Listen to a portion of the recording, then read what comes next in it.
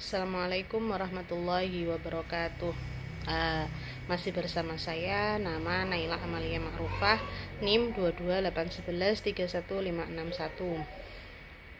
Hari ini saya akan mempresentasikan tentang pendidikan di sebuah masyarakat. Apa itu pendidikan di sebuah masyarakat? Dan apa kaitannya atau hubungannya tentang pekerjaan dan kebahagiaan di suatu keluarga.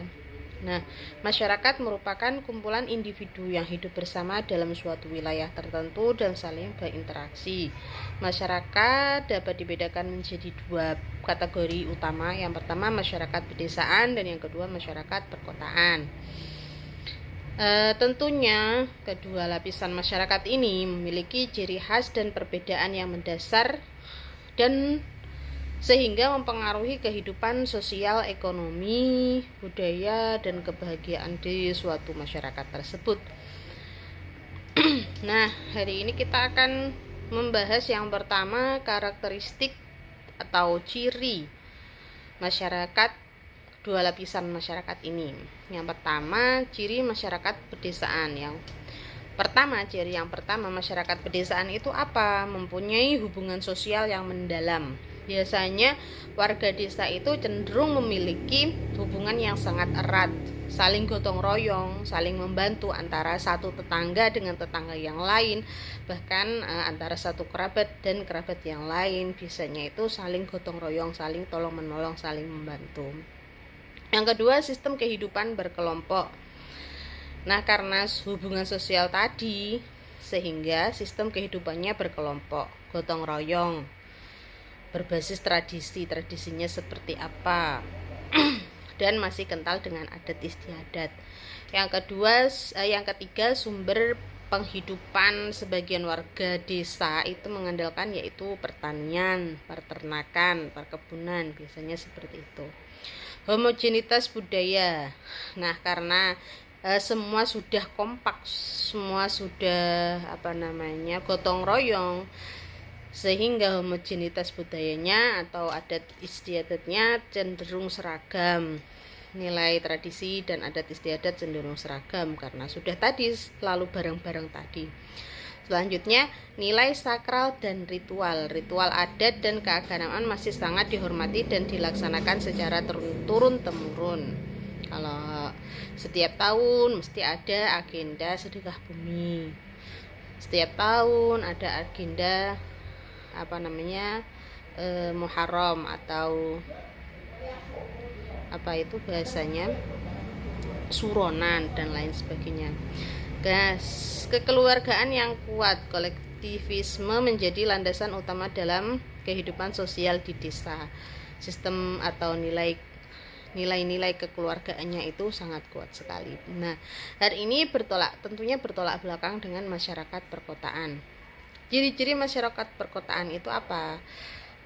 Kalau tadi hubungan sosialnya itu cenderung itu, kalau hubungan sosial di masyarakat perkotaan itu fleksibel. Warga kota biasanya memiliki hubungan yang lebih formal dan beragam. Nah, hubungan sosial yang fleksibel artinya apa? Warga kota biasanya memiliki hubungan yang lebih formal dan beragam. Kalau misalkan diundang itu kalau bisa ya hadir, kalau tidak ya tidak. Yang selanjutnya adalah sistem kehidupan yang dinamis. Perubahan sosial dan ekonomi berlangsung sangat cepat karena kehidupan di perkotaan itu terus bergerak, terus mengalami pergerakan itu, sehingga sistem kehidupannya itu bersifat dinamis. Selanjutnya, sumber penghidupan. Nah, biasanya pekerjaan yang berada di perkotaan itu beragam. Ada termasuk industri, jasa, dan perdagangan. Nah, itu kalau sumber penghidupan di kota itu yaitu industri, bisa jadi di pegawai kantor dan lain sebagainya. Heterogenitas budaya, karena di perkotaan itu penduduknya dari bermacam-macam daerah, sehingga kebudayaan yang ada di suatu daerah tersebut bersifat heterogenitas. Itu karena jadi banyak kebudayaan dan keagamaan yang berkembang secara bersamaan. Selanjutnya, nilai sekuler dan rasionalitas. Biasanya masyarakat perkotaan itu cenderung menggunakan logika dan efisiensi. Mana yang cepat, mana yang sekiranya membuat kita tidak terlambat, itu biasanya lebih mementingkan logika dan efisiensi. Mobilitas dan individualisme tinggi. Nah, dengan adanya banyak peluang dan variasi pilihan dalam hidup, mobilitas dan individualismenya itu tinggi. Kamu, aku, keperluanku apa, ya sudah, itu yang dijalani. Selanjutnya, perbedaan orientasi sosial dan ekonomi. Nah, ada banyak sekali perbedaan orientasi sosial dan ekonomi di masyarakat antara masyarakat pedesaan dengan masyarakat perkotaan. Yang pertama, di aspek sistem sosialnya. Kalau masyarakat pedesaan itu cenderung kolektif, kekeluargaan, kebersamaan itu lebih diutamakan, sedangkan masyarakat perkotaan itu lebih ke individualis, kompetensi itu yang diutamakan. Individualis yaudah, aku ya aku, kamu ya kamu, dan rasa kompetensinya itu tinggi sekali. Yang kedua, aspek ekonomi. Nah, masyarakat pedesaan ini aspek ekonominya kalau di pedesaan itu tradisional. Contohnya di bidang pertanian, terus perikanan, peternakan, dan perkebunan, itu biasanya di pedesaan. Sedangkan di masyarakat perkotaan itu sudah modern, industri dan di bidang jasa, itu sistem ekonominya. Selanjutnya, aspek budaya. Kalau di masyarakat pedesaan masih menjunjung tinggi nilai tradisionalnya, ritualnya, itu kalau masyarakat pedesaan. Sedangkan di masyarakat perkotaan itu sudah mulai modern dan pemikirannya sudah mulai sekuler. Sekuler itu apa? Sekuler itu ya mengutamakan rasionalitas. Itu biasanya di masyarakat perkotaan. Selanjutnya, di mobilitas sosial. Nah, masyarakat pedesaan itu mobilitasnya relatif rendah. Kalau di masyarakat itu biasanya cenderung habis maghrib itu sudah mulai sepi. Kalau di masyarakat perkotaan itu beda ya. Mobilitas sosialnya itu tinggi dan dinamis, semakin malam semakin ramai, biasanya seperti itu. Selanjutnya, hubungannya apa sih antara pekerjaan dengan kebahagiaan keluarga? Nah, di sini bisa kita tarik kesimpulan bahwasanya meskipun di desa itu tingkat ekonominya itu mungkin lebih rendah daripada di kota, keluarga seringkali tampak bahagia karena ada kedekatan emosional yang didapat dari kekompakan antar keluarga. Karena nilai kekeluargaannya itu kuat, makanya di desa itu cenderung orang-orangnya lebih santai, lebih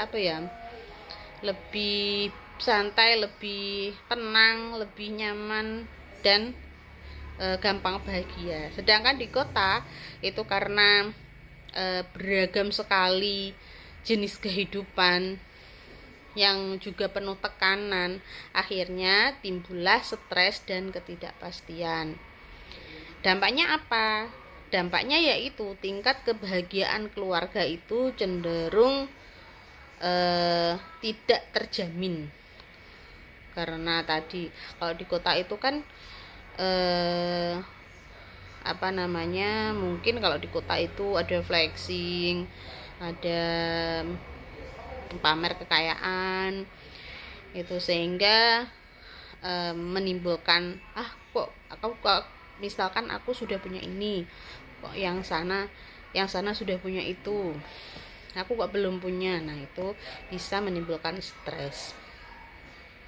Faktor lain selain pekerjaan, ada yang namanya ikatan emosional, tradisi dan dukungan sosial. Itu juga sangat mempengaruhi kebahagiaan yang timbul di suatu keluarga. Nah, akhirnya perbedaan masyarakat dan di desa dan di kota itu perbedaannya sangat mencolok sekali dari segi sosial, budaya, ekonomi. Nah itu, keluarga di desa cenderung bahagia meski ekonomi kurang karena nilai kekeluargaannya kuat, sedangkan kekeluargaan di kota menghadapi beribu tantangan ekonomi yang lebih besar, sehingga yaitu tadi memiliki rasa bahagia itu susah gitu ya. Hubungan antara pekerjaan dan kebahagiaan keluarga sangat dipengaruhi oleh faktor budaya, nilai sosial, dan sistem dukungan sosial di masyarakat. Mungkin kalau orang kota itu penghasilannya cenderung lebih banyak ya, tapi belum tentu juga nilai penentu kebahagiaan itu uang, itu belum tentu juga. Jadi kita bisa menimbulkan bahwasanya kebahagiaan itu bukan terletak pada materi saja, tapi kebahagiaan itu bisa timbul di ikatan emosional. Oh, sedikit materinya sedikit tapi dia bersyukur, itu akan lebih bahagia daripada dia yang materinya bertumpuk-tumpuk tapi tidak ada rasa emosi yang ada di dirinya. Itu saja yang bisa saya sampaikan, kurang lebihnya mohon maaf. Akhirul kalam, terima kasih. Assalamualaikum warahmatullahi wabarakatuh.